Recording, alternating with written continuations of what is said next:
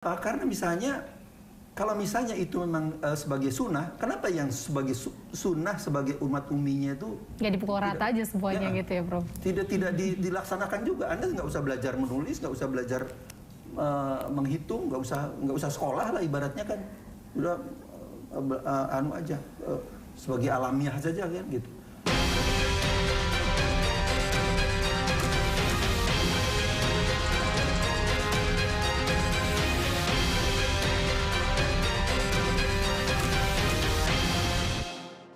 Baik pemirsa, kita masih akan terus membahas lebih dalam ini dengan Prof. Tono terkait seperti apa sih sebenarnya pandangan yang menilai bahwa sebenarnya metode ruqyah ini itu kan tadi pandangan secara sunnah gitu sudah bisa ditinggalkan, karena sebenarnya di era modern seperti ini kita sudah bisa dengan kecanggihan teknologi yang ada nih menghitung secara fakta by data science gitu ya, Prof ya, dan sudah seyogyanya nih bisa bergeser sebenarnya metode ini. Jadi sebenarnya kalau menurut Anda sendiri, Prof, selaku peneliti ya. Seperti apa, Prof, terkait dengan pandangan seperti ini, secara teologis nih, Prof? Baik, ya itu memang ada hadis yang bunyinya itu, lafaznya itu sumu li ru'yatihi, berpuasalah kamu karena melihat hilal. Baik. Wa aftiru li ru'yatihi, artinya mengakhiri puasa itu ketika melihat hilal juga. Baik. Cuman harus diingat bahwa itu ada ilatnya, ada penyebabnya. Oke. Penyebabnya adalah hadis lain. Inna, kata Nabi, inna ummatun ummiyatun. Kami adalah umat yang ummi. Lanak tubuh, kami tidak bisa menulis. Lanak sibu, kami tidak bisa menghisab, kita tidak bisa menghitung. Nah, sekarang kalau sumuli ru'yatihinya itu dianggap sunnah, mengapa menjadi ummi itu tidak sunnah juga? Ya toh? Iya. Jadi ini adalah apa itu hanya mencomot-comot yang untuk keperluan cari proyek itu sebetulnya kan gitu. Jadi sebenarnya penggunaan metode ruqyah tadi itu sebenarnya di era modern seperti saat ini tuh sudah tidak diperlukan. Sesuai begitu ya, Prof? Tidak ya? Sesuai. Karena apa? Karena misalnya kalau misalnya itu memang sebagai sunnah, kenapa yang sebagai sunnah sebagai umat umminya itu nggak dipukul rata aja semuanya gitu ya, Prof? Tidak dilaksanakan juga. Anda nggak usah belajar menulis, nggak usah belajar menghitung, nggak usah sekolah lah ibaratnya kan, udah anu aja sebagai alamiah saja kan gitu. Baik. Itu kan sekarang kita berlomba-lomba jadi orang pintar kok, justru dianjurkan. Jadi Islam itu adalah sangat rasional. Bahwa kalau misalnya memang sekarang kita sudah bisa menghitung, bahkan saya bisa memprogram. Baik. Sebelum Anda datang tadi, saya menghitung 300 tahun kalender gerhana total bulan selama 300 tahun. Sejak tahun 1800 sampai 2100. 300 tahun. Baik, Prof.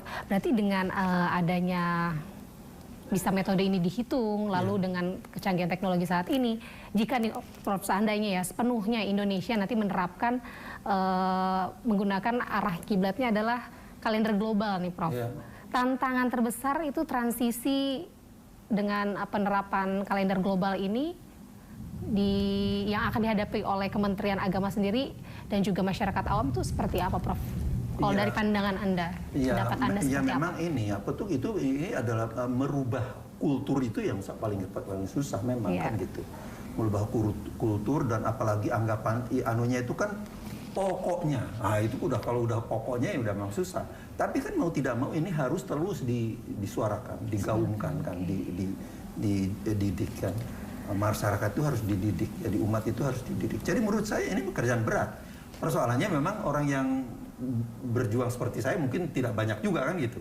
Nah, saya mengajak, mari para ilmuwan dan para yang mau bergabung gitu ya, mau menyuarakan ini. Karena ini kita harus melek begitu ya. Sebenarnya hal ini bagaimana orang Amerika, Eropa, Cina, Rusia meninggalkan visibilitas bintang, navigasi supaya dengan teknologi dengan lebih mudah, kita malah cari yang lebih susah gitu.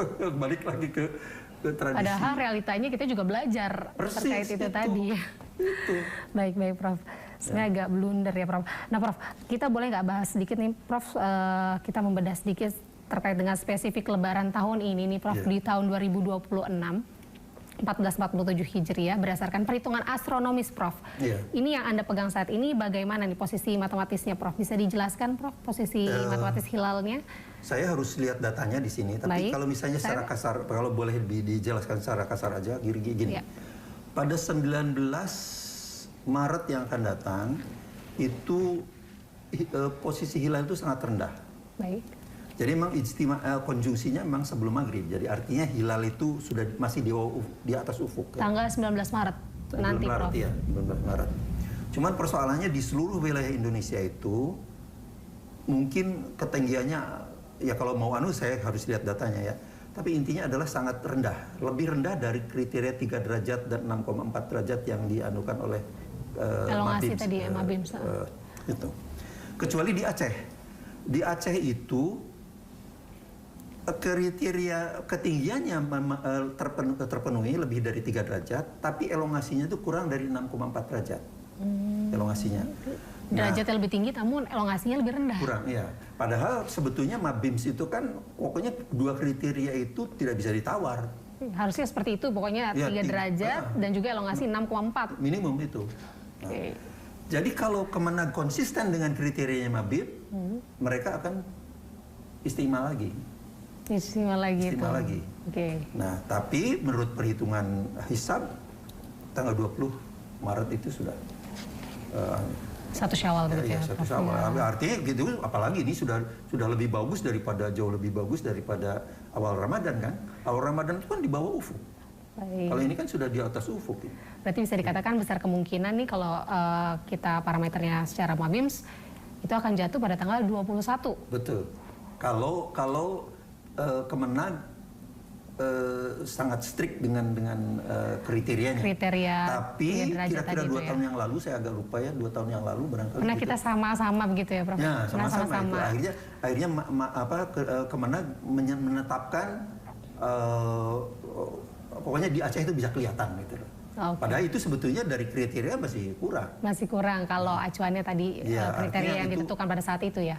Malah ada rumor ya, itu kemudian dikirimkan peruqyat dari Jawa Timur katanya untuk bersaksi melihat hilal. Padahal orang-orang Aceh sendiri tidak melihat hilal. Melihat. Iya. Jadi itu saya tidak tahu persisnya, tapi rumornya yang terjadi seperti itu.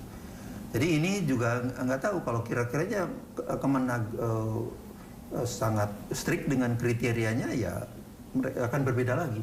Ya, Prof. Ini kalau dari sudut pandang Anda dan hitungan Anda, Prof, penentuan menjelang sidang isbat nanti, ini secara teknik dan juga metrik nih, Prof, berapa angka tepat derajat ketinggiannya dan juga elongasinya, bisa dijelaskan nggak, Prof? Ya, saya harus ada ya. Iya, silakan dilihat datanya. Atau mungkin boleh yang tadi Prof sebutkan dari sisi Aceh gitu ya, paling barat Indonesia. Iya. Nah, pada 19 Maret 2026 yang akan datang di Banda Aceh itu, artinya kita mengambil yang paling paling barat, karena paling barat itu kan paling besar. Iya. Itu ketinggian bulan itu 2 derajat 59 menit. 16 Maret tuh, Prof? 19 Maret. 2 derajat 59 menit. Berarti kurang dari juga ini, kurang dari 3 derajat juga ini. Kemudian elongasinya 5 derajat 23 menit. Nah, padahal syaratnya Mabims itu kan 3 derajat dan 6,4 derajat. Iya. Jadi sebetulnya kalau di Banda Aceh tidak terpenuhi, pasti di timur pasti lebih rendah. Pasti lebih rendah lagi. Yang paling barat aja tidak terpenuhi begitu ya, Prof? Paling barat aja tidak terpenuhi kan. Jadi itu seharusnya kalau Kemenag konsisten dengan kriteria Mabimsnya, mereka akan melakukannya 21 Syawalnya 21 Maret. 21 Maret, 1 Syawalnya. Kalau konsisten dengan kriteria Mabims itu tadi ya, Prof ya. Berarti kalau saya sudah 20 Maret sudah pastikan itu. Sudah pastikan. Oke.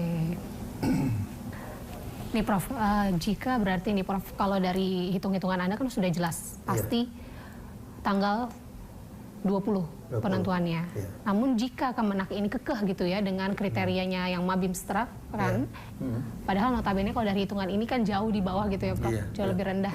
Pasti titik yang paling logis gitu untuk penentuan 1 Syawal adalah di tanggal 21 gitu ya Prof. Bisa dikatakan seperti itu. Kalau bagi Kemenag ya. Bagi Kemenag. Ya. Kalau acuannya kriteria Mabim tadi. Iya. Baik. Karena hilal sudah besar loh sebetulnya. Karena kalau misalnya ditunggu, tadi kan ketinggiannya kan 2 derajat berapa tadi? 2 derajat sampai. 2 derajat 1 tadi Prof. Sama elongasinya 5,53. Nah, itu 2 derajat itu kalau minggu maghrib berikutnya itu berarti tambah 12-an derajat kira-kira. Wow. Tambah 12 derajat. 24 jam itu 12 derajat. Ya. Iya, kira-kira lah itu Kira-kira ya. seperti itu. Mantap.